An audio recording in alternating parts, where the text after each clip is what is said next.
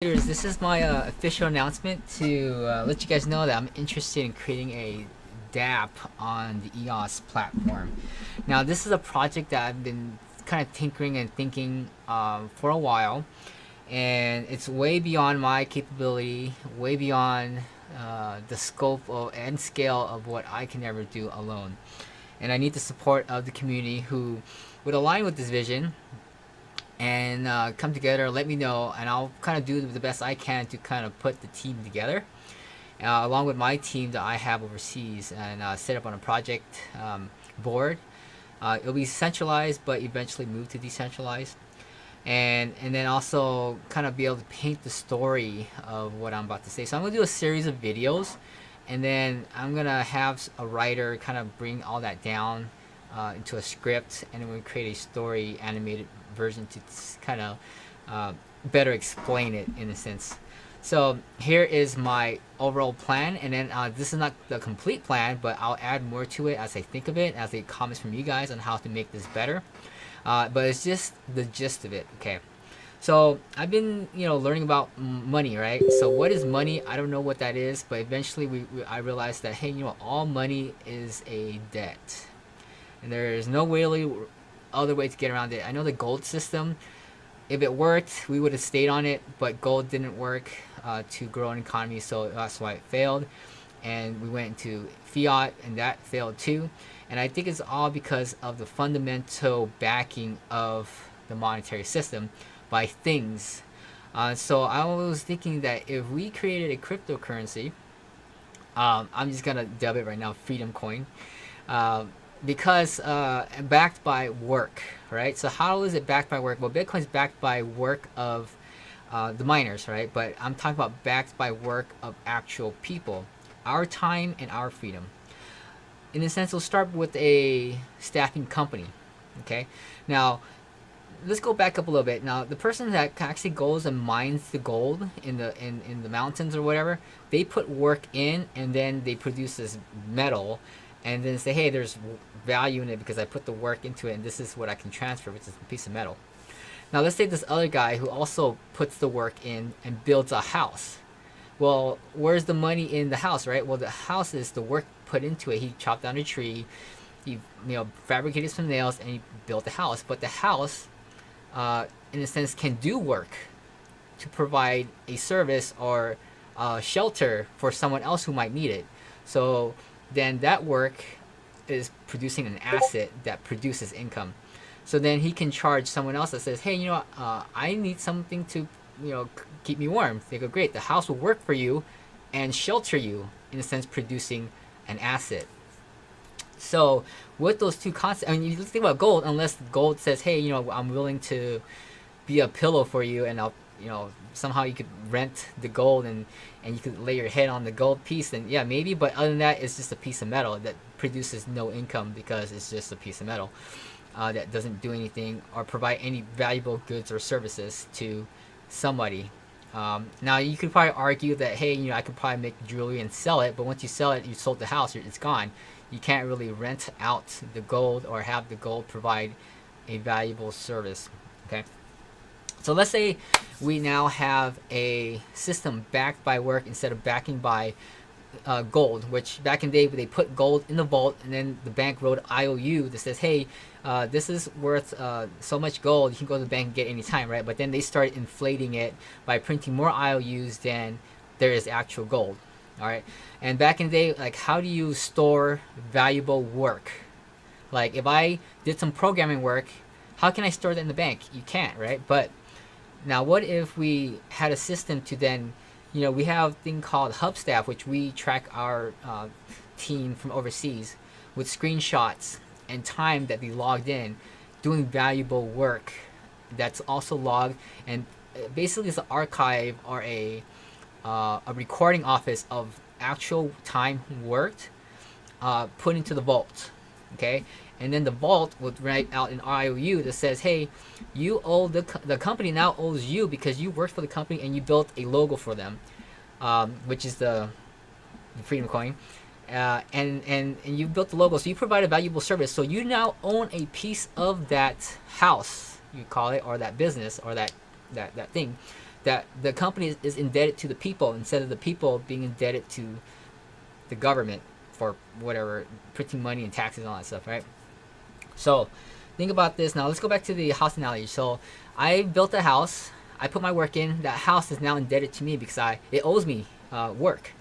And so I can use those freedom coins in a sense to then trade it for goods and services, which means we need an exchange that you can trade for goodness. Because I'll work, but then I need to be able to provide rent. I need to be able to buy food.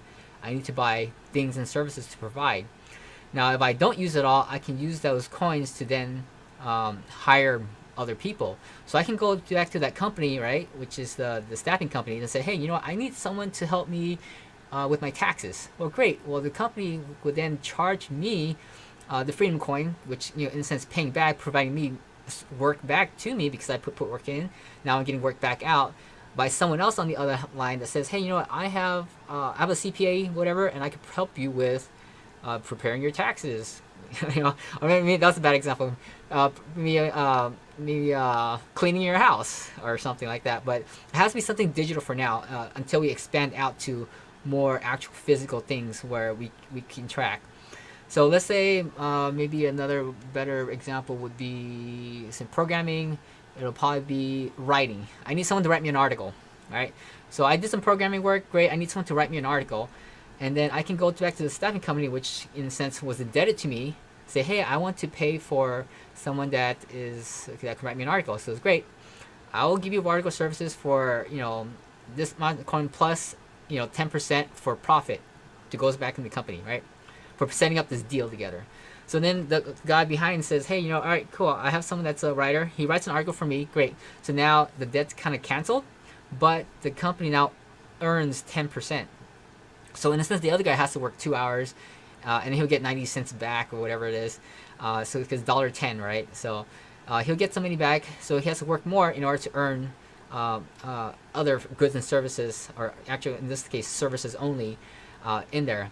And so then that is backed by that, you know, the blockchain. So you see the amount of work that's put in, what's issued out, and then the work that's claimed. And when he claimed it for writing services. Okay.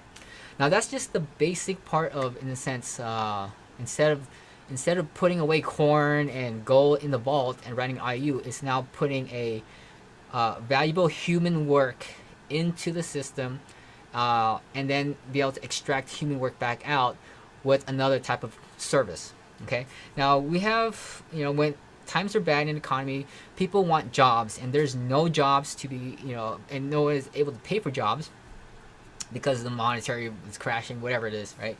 But what if we had a system where, in a sense, a marketplace where people can trade services to each other instead of corn for oil, or, you know, things, physical goods that can't really match up, but then we can have a marketplace to trade a unit of value, a value of human work for another skill or service of human work.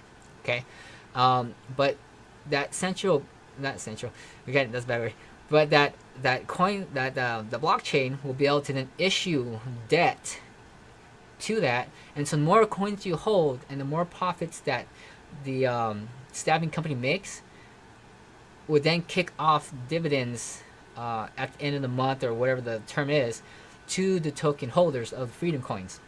So in a sense, the more you hold, the more you earn. Now think about the military, right? You know, a soldier works for the U.S., you know, he goes out, you know, and he basically is helping the government accomplish things. Now, when he like gets hurt or whatever, that's, you know, then they give him insurance, whatever, that's it. But they don't own a piece of the government, you know, for doing his work. He just kind of get left with no assets. But if we kind of reverse that and say, hey, you know, if we had someone to go out and do things for us, for the government, or, you know, I'm gonna say this. Let's be innocent as doves, and innocent as doves, and wise as serpents. Okay, so kind of keep that back in mind. So let's say we have someone that can go do work, and we can document it with GoPro or, you know, drones flying and documenting the work, and then come back. Hey, here's my documented work of what I did. Great, we can issue you coins, and you can then hold that and give it to your family, whatever, pass it down the line. But eventually, when the staff company makes money, you basically that company is indebted and enslaved to the people rather than people enslaved to the U.S. dollar in a sense, kind of thing. So you see how that works. Where the more you work to prosper rather than working just to make your bills and working just to get by. Now, that's just a theory, okay? Now, the reality of it is this what human nature really is. Maybe human nature requires a fiat system. Maybe people are inherently lazy and they're indebted to their hunger, which is why the government keeps us under control with the dollar that way so that they can maintain that kind of control. Where people don't really inherently want to work, don't really want to contribute, but because of bills they have to pay, kids they have to take care of, it drags them each and every day 9 to 5 to work. uh, I don't know, maybe there's some truth to it. Maybe we'll find out later on once it's built that it was a horrible system and we wanted to go back to the fiat. Who knows? But this is the opposite end where, what if people were incentivized to work, wanted to work, and be able to apply their skill, whether it be medical, dental, whatever it is, contribute to that, but then be able to use those token coins in a sense to their own business, and then hire other people to perform other tasks for them. Because any business says, "Hey, you know what? I worked and made some programming money of freedom coins, but I need some corn." Well, the farmers can say, "Hey, I have some freedom coins. I have some corn to sell you, and I'll take your freedom coins. I can then use those freedom coins to then hire laborers in my field to create more corn, right? Because any business needs people to help them, and so that incentivizes businesses to produce more goods and services, to then supplement and trade with other people who are just providing pure labor, their time, and contributing to the staffing company, if you would say, and growing that. So, which means the staffing company, in a sense, will staff, but always build assets, like building houses, because that's the primary point of this, is to build assets, because assets pay themselves. And those assets then also becomes ownership of the people who own the coins. So a couple of things would be creating an exchange to not just trade crypto, but to trade actual goods and services, kind of like an Alibaba, an eBay, or Amazon that says, "Hey, I have this. I'll trade you freedom coins, and in exchange you can have an iPad, whatever, But there's a cutoff. What they control is the real estate. The banks control the real estate. So if there's some people out there who actually owns their homes free and clear, or real estate free and clear, or an apartment building free and clear, that says, "Hey, I want to be part of this movement, and I'm willing to take freedom coins to the people who have worked, and I'll exchange goods and services for rent," and that will completely sever any fiat. Then we don't ever have to go to fiat. If we can get our home, our shelter, our food, and then of course electricity and other things that we need to kind of figure out. But those are small bills compared to those two big things, which is the real estate and gasoline. Going to work and stuff. Those are the two big expenses. Then I think that'll blow a lot of the stuff out of the water, where we don't ever have to go back to the fiat system. We can just trade strictly between labor as a store of value, and then trading it for other people, but then also be able to trade it for physical goods and services. Now, I don't ever want to build an ICO or whatever it is and actually have fiat money pumped into it, because I think that's what all the other companies are doing, because you're all still dependent on the fiat system no matter what, because you're raising money with fiat and you're building with fiat. And I know that this is the way it'll build a little slower, but with the amount of people who are willing to contribute, the amount of hours that we're going to put in, I think that building up this infrastructure first will then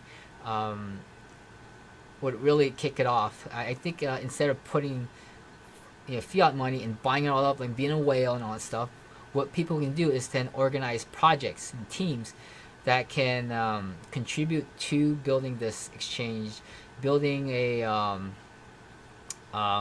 Airbnb or whatever in this economy. So once you put work into it, you also own a piece of that as a token to spend it on, but also receive dividends as that decentralized staffing company or exchange makes money.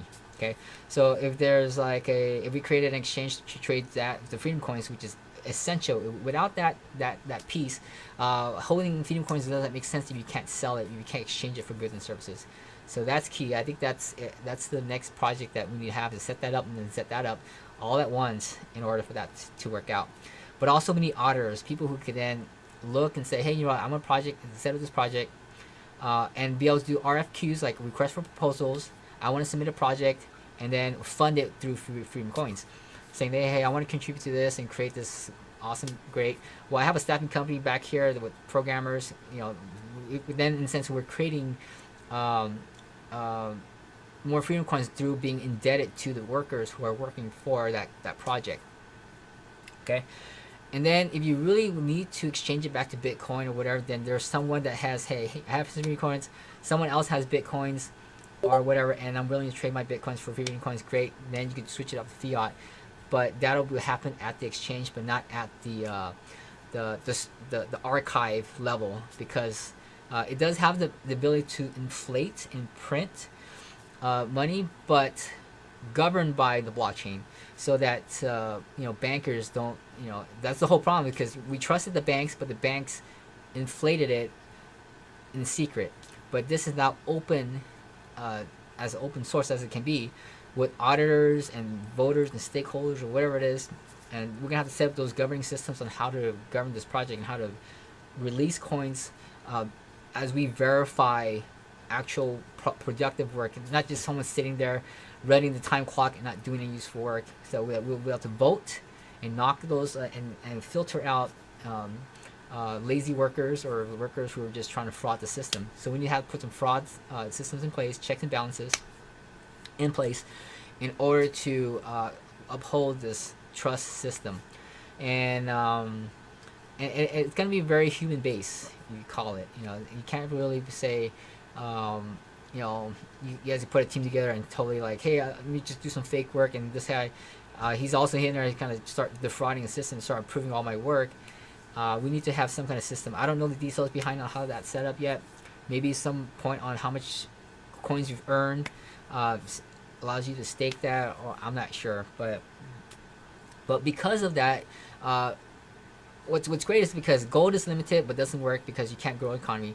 Fiat is great because you can inflate it and grow an economy great until a point where you print things out of thin air for no apparent reason, with no backing, which makes it fail. But if we can print unlimited but continually be backed by actual physical labor, human work, then it's totally fine to print more and more coins, because more and more work is being put into the archive, and there's actual work that can be served to other people. And because there's a blockchain to do that, it's I would say difficult to, in a sense, print money out of thin air for no actual work being done, and that is what would break the whole thing, because that's is this trust system. Okay, so it is to be governed by the people and verified by the people, trusted by the people, and if the people do decide to defraud it all over, and if everyone tries to say, hey, game the system or whatever, then it will fail, and they should go back to the fiat system, because our inherent, call it sinful nature, our greed, our lust took the system down, and it's our responsibility to uphold that as people that want freedom from a governing authority. And if we cannot do this, then yes, we need a government that can print the money and have regulations and regulate people. So it's really up to us, and then the people in general, and the integrity of each and every person to uphold this concept in order for it to work. And that's all I have for now. So let me know what you guys think of that. I'm gonna set up something, maybe like a Discord or maybe an email list for now. I'll post this later, but subscribe to the DTube channel for now to follow more as those things come out. And then and so for now, just start with DTube, because I think that's the easiest for now to set up, all these, email lists and all this other stuff. But that's just an idea for now. Throwing it out there. If you guys like it, comment below, and with your suggestions, your comments. If you want to get involved, comment that you want to get involved. and let me know. Okay. And of course, we also need to be careful about this too, because they can hit us with all kinds of regulations and law breaking, blah blah kind of thing, because we're why is this, whatever, serpents, innocence of those kind of thing. Okay.